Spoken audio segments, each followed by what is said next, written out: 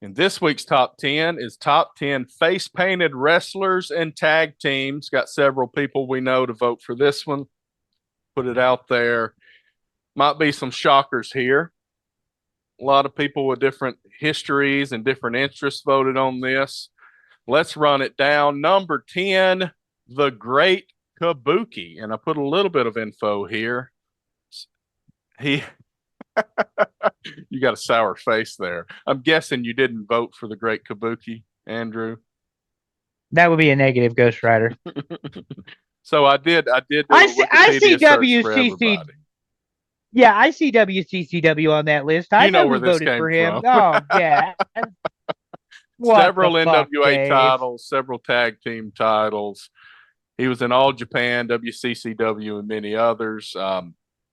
He joined the Professional Wrestling Hall of Fame in 2020. Not a big Yeah, I fan, mean, huh? typical. Well, no, I mean he's a typical heel. He's out of the Orient. He's a Asian wrestler, which means he's automatically a bad guy, and he wears face paint, which means he's unique. So nothing wrong with Kabuki. He also spit the mist, but there is a painted Japanese wrestler out of the Orient who was a bad guy who spit the mist that I like far better than the Great Kabuki, and he's We on may my have list. And multiple of those Kabuki was ahead of us mine. on this list. I'm just saying. Number 9, Jeff Hardy. And look at me. What I think the I picked a fuck? picture of him without any face paint. I will correct What this the before we fuck go. are you all doing? Okay, so we had debated, ladies and gentlemen, whether to let our fans participate in our top 10 football poll when we get back to the season. You all just lost. That was your job interview, and you put Jeff Hardy on this shit. What the fuck is wrong with people? His paint looks like shit. Nobody cares that he glows in the dark but the kids. The poor guy can't wrestle anymore. He needs to stay at the home. But you're right. World champion, intercontinental champion, tag team champion, according to some people in our AFS group, part of the best tag team in the world in the history of wrestling, and they're wrong because that's Arn and Tully, followed very closely by the Midnight Express, and third by FTR, and that's the way it is. But anyway, no, he doesn't deserve to be on this list, Harry. Is he the raisin bran of this list? Is that what you're saying? Motherfucker, if he ain't, I don't know. I mean, Is I he would the eat. bottle caps of this list? He is the bottle caps of this list 100%. I mean, he is the Werther's original of hard candy on this fucking list. I Now mean, what you're is wrong with criticizing my people? Meemaw, and I will not stand for that. Number 8. This one you will like. We've talked about her earlier in the night. Thunder Rosa. Oh, you're not liking this one either, huh? It's just because she's new. I mean, it's current Okay. rather. That's the only reason that people put her on the list, that and her ass. But I mean, I had a conversation with somebody about that, so nobody criticized me. You can cancel me if you want, but I'm like Ric Flair. I'll never retire. Anyway, no, great professional wrestler. The paint You've been a is lot of very signature. places. Yeah, Been she women's does the Day of the champion and Dead yeah. for her paint get up. It's not some fucked up neon like Jeff Hardy does. This is a Day of the Dead traditional mask that you would see for the Dia de los Muertos, is celebrated in Hispanic culture. So that's Halloween for those of you playing along at home, October 31st or 31 de Octubre. Um, it's like I said, it's the Day of the Dead. It does matter in Hispanic culture. That's what she's doing, is what they call a sugar mask. So great throwback, great tribute. Do like it. Think that she probably doesn't belong on this list if we're doing all time paint jobs. But go ahead, buddy. Let's see who's number 7. Number 7, Asuka, and I put a little bit of a note here, exactly 2 years younger than yours truly. Same birthday, a little bit younger. And yes, that means she's old.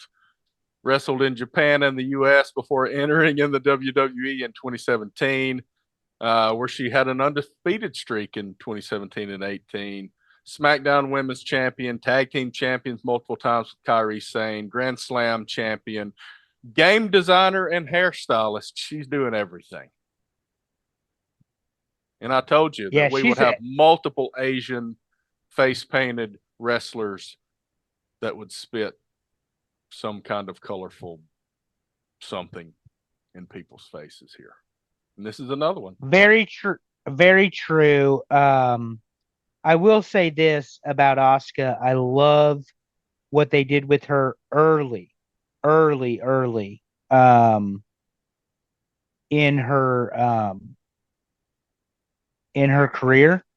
I do not like so much what they've done with her now, but she is certainly a very good professional wrestler. And don't mind the dog; he's coughing. Hey, hey, relax, relax, homie. We got a third My co-host tonight.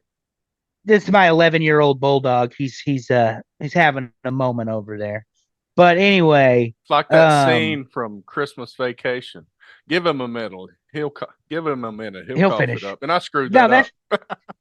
that's just what you guys say. But anyway, I was texting our buddy Dave while we were talking. Asuka, great wrestler, great women's wrestler, added a different element to the women's division. You really didn't see someone like her. And of course, she was part of the Spearhead campaign. She doesn't get the credit for it, but the women actually being wrestlers, Mm-hmm. Asuka was part of that. Where you see the transition from them going from divas to professional wrestlers, she Right. was a big part of that. And I mean, her face paint isn't iconic to me, Right. not all of it. I think more the mask when I think of Asuka, the mask she wears, the kabuki masks and that sort of thing. I don't necessarily Well, think you know face me, paint, I but miss out on the masks. So there you right, go. yeah, Bringing that one back. especially the stinger masks. Number 6, Gold Dust.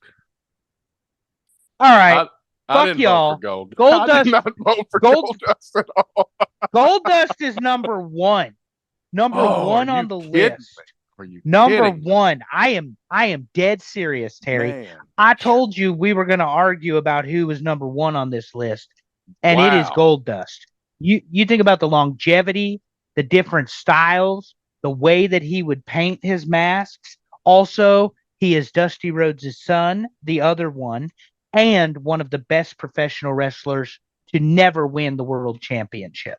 So, Gold Dust to me, number one on the list. Honestly, I'm not making that up. Number one on the list if you're Okay. talking about painted wrestlers. So I knew we were going to argue, but I can't believe they dropped down to number 6. What's wrong with y'all? Well, I didn't put him on my list at all. I'm sure others didn't. It's like an associate of ours talking shit about Tom Osborne last night. Y'all fucking wrong. Anyway, Oh, good. So now we know who you voted number 1. Number yeah. 5, the Great Muta. And here he is. What what the fuck? How is Muda number 5? All right, where'd you have him? You have him Like higher? 3. Okay. Yeah, Yeah, I like don't know. 3. I'm with you. I mean, look, he's very accomplished, very recognizable. He's the man. WWE Hall of Fame in 2023. All over the place. All Uh, Japan, New Japan, Jim Crockett, WCW, TNA, championships all over the place. And if you were a professional wrestling fan when Muda came into WCW in 1988, 89, he feuds with Sting, wins the television championship, gets managed by Gary Hart, teams with Terry Funk. He's immediately inserted in that big picture. But this is the thing about Muda. He would wear red paint, green paint, black paint, yellow paint. I mean, so his paint changed just like Stinger's did. Mhm. But Muda also threw the handspring elbow and the corkscrew elbow. And anybody that knows what I'm talking about, the guy'd be in the corner and he'd come hit him with the handspring and spring into them, hit the elbow, which people still do today. But then if he had him prone on the canvas, he'd hit that corkscrew elbow where he twist his whole body and throw the elbow like he was actually trying to hurt somebody. And then of course he had the kicks and the mist and the whole finger thing he would do, and Mhm. you know, Muda was the man. One of the things I said to you, or maybe the group in a private, or offline, not recording, whatever our conversation was, Yeah. Muda was the first professional wrestler that confused me as a kid. And what I meant by that was it was something you'd never seen before. He confused might have been the wrong word, maybe intrigued, because he had that macho man quality where he could wrestle and work, but he also had that Macho Man quality where he was very elaborate with his presentation. The biggest difference is he had to have Gary Hart talk for him instead of growling about thinking, thinking, thinking. Uh-huh. So, there you go. And I guess maybe that's what took him away from being pulled up higher in Jim Crockett or WCW. Correct. I would agree with that. So, It's but unfortunate. yeah, Muda number 5. I mean, he should be higher, but our audience can't always be right. Our fans that vote. Talk You about may voting flip out in a here. minute. Number Oh 4, God. the Road Warriors. Ah, what a rush. So tag champs all over the place: NWA, AWA, Japan, WWF. They were in Georgia Championship Wrestling, AWA, Japan, Jim Crockett, WWF, WWE Hall of Fame in 2011. The Road Warriors, the Legion of Doom. I remember them big time with some of those really stupid scaffold matches. You remember that? With the I mean, Midnights. Yeah, the Midnight Express. I Yeah. thought it was the greatest thing ever when I was a kid, but I look back at that going, these guys are tiptoeing. They don't want to fall on accident. This is the dumbest thing I've ever seen. But when I was a kid, Well, I loved it. well, and you and I both know that, you don't think about it when you're a kid, because I agree with you, just like I said about the Mick Foley thing, get flying off the cage or through the cage. Yeah. Um, Hawk and Animal shoot 300 pounds. I mean, those are big men up on that damn scaffold, and they're sitting there beating up on the Midnight Express on Condrey and Eaton. And, Yeah. you know, I've got, like I said, everybody knows that I do the Arn podcast and the notes. Arn is on the record saying that if they had ever approached him to do a scaffold match, it would be the one time he would have said no to anybody in So Jim I Crockett asked a promotion. question about that. I asked him, would he rather do a scaffold match or eat a block of cheese? And he said he would choke the cheese down. Yep. Yep. That's legit because it was so scary. And when you Oh, watch I those bet. I matches can't back imagine. from, well, from 86, think about the night of the Skywalkers, as they called it. Mm-hmm. When you watch the 86 Starcade and you watch that thing spinning back and forth, back and forth, back and forth, James E blows out both knees because Crazy. Bubba missed him.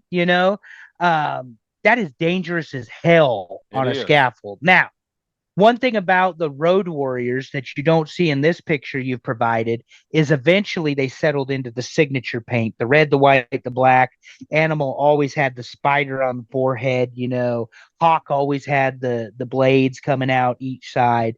But in the early incarnation of this tag team, you did see what we're looking at here. It was the different colors and a little bit different face paint. They were trying to get it all figured out because that looks like the Georgia or Yeah. AWA championship. So that Yeah, this is like the pretty early. younger, Yeah. the early days, because they're still wearing the collars too, and they're not wearing the shoulder pads with the spikes. Right. And by the way, just so I can piss everybody off because I'm shitting on all of you, the Road Warriors are not the number one tag team ever in professional wrestling, despite the resume.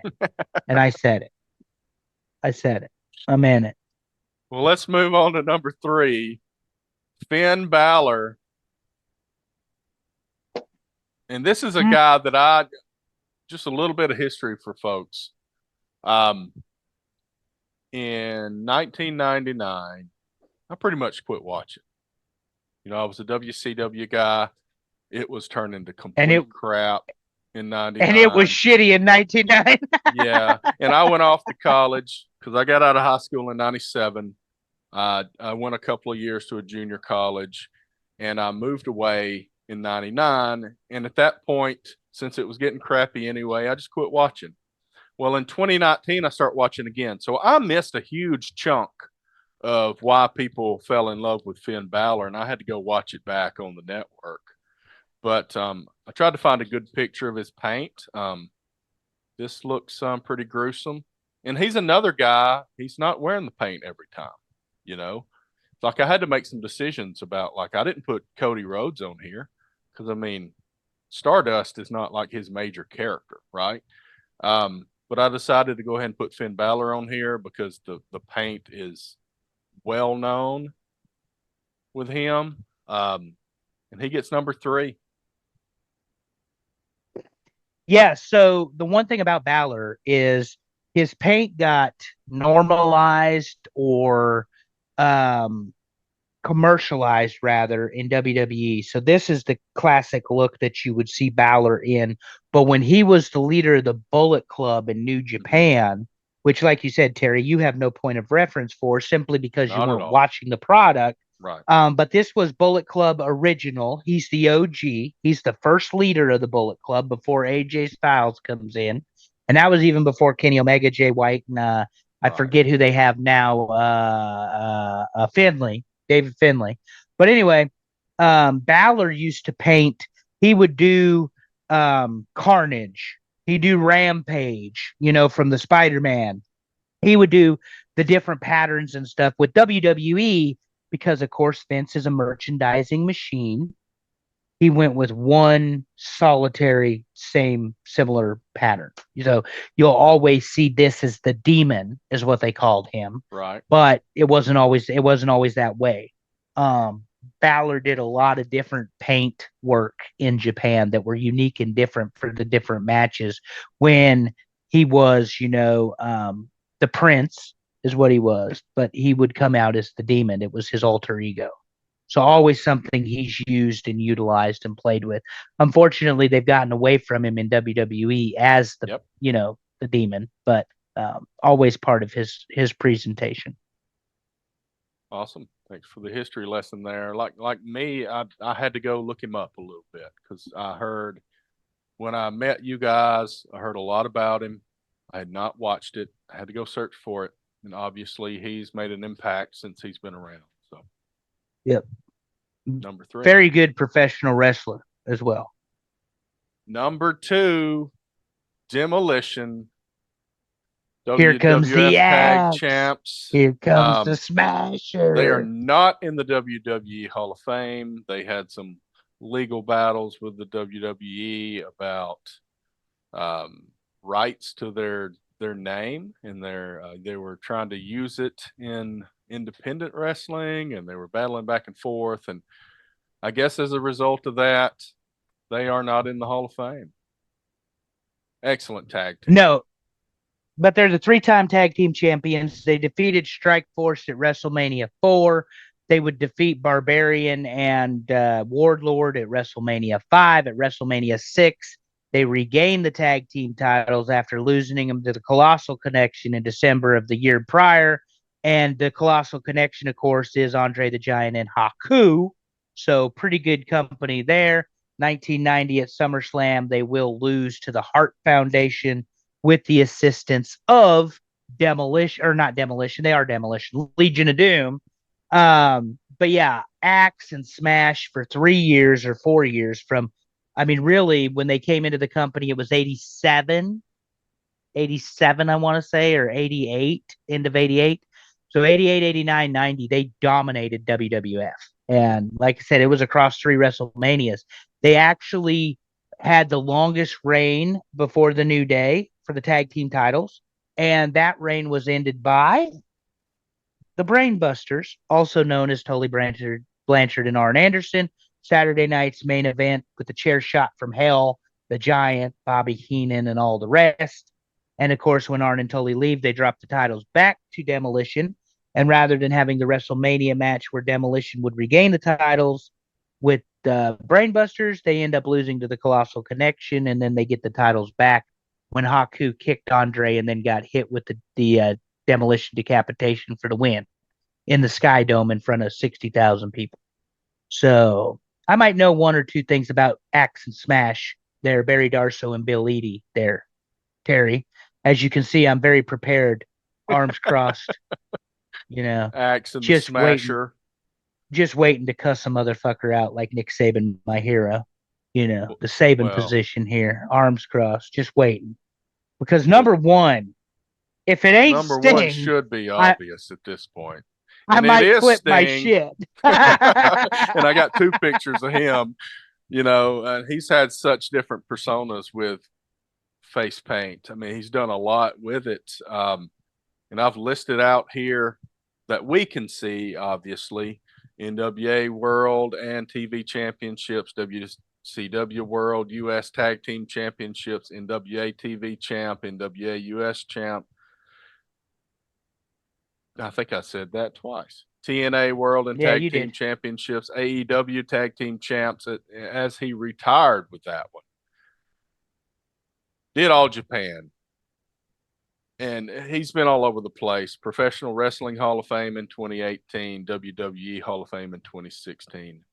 The icon, the man they call Sting. Nobody, nobody better deserving, and somebody who doesn't. He's the Kobe Bryant of the GOAT argument of professional wrestling. In that, I've said this on this program, the show, this program. Who am I? Tony Schiavone. I've said it on the show, Terry, that the debate goes from Jordan to LeBron, and people forget Kobe. Mm-hmm. I think the debate goes Hulk and Flair, and people forget Sting. Well, As the as thing an is, he example. did all of those things that I said with a very short stint in the WWE.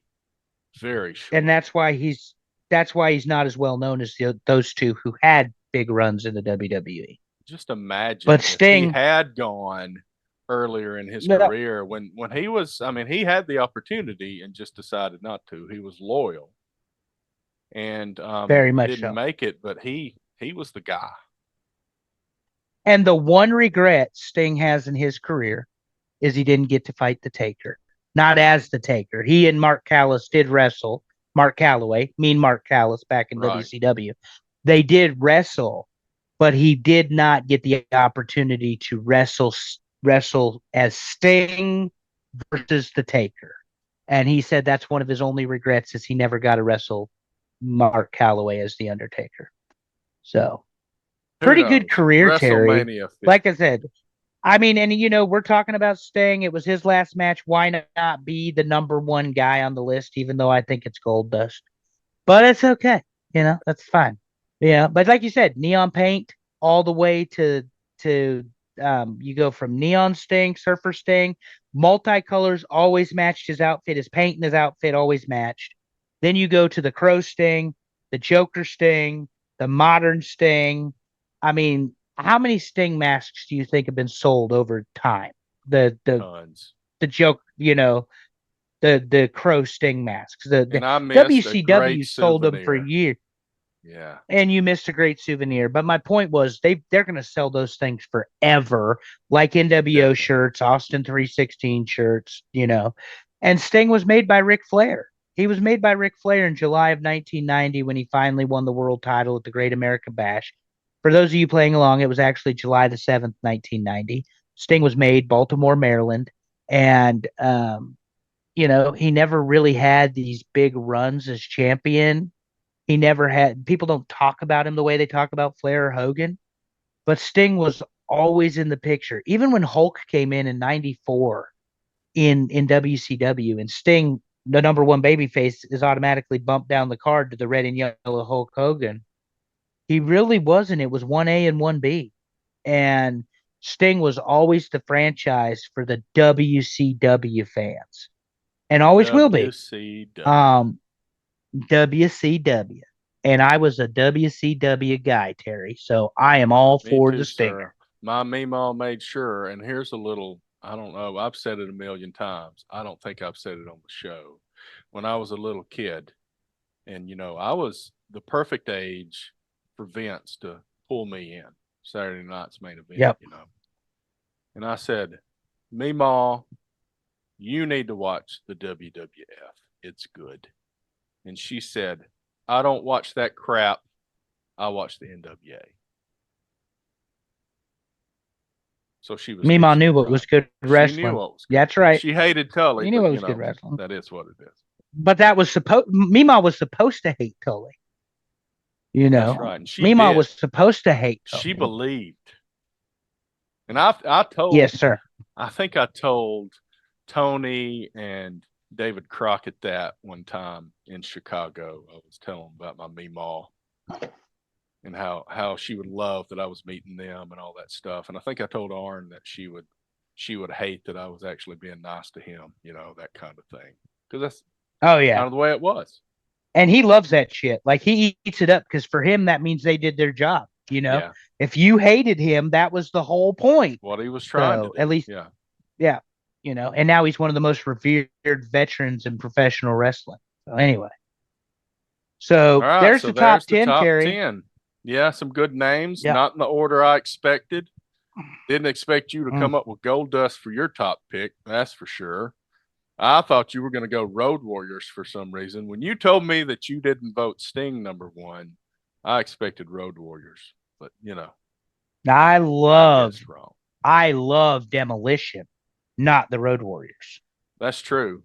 I love the demolition paint, especially. I mean, if we're talking about the face paint itself, always loved that.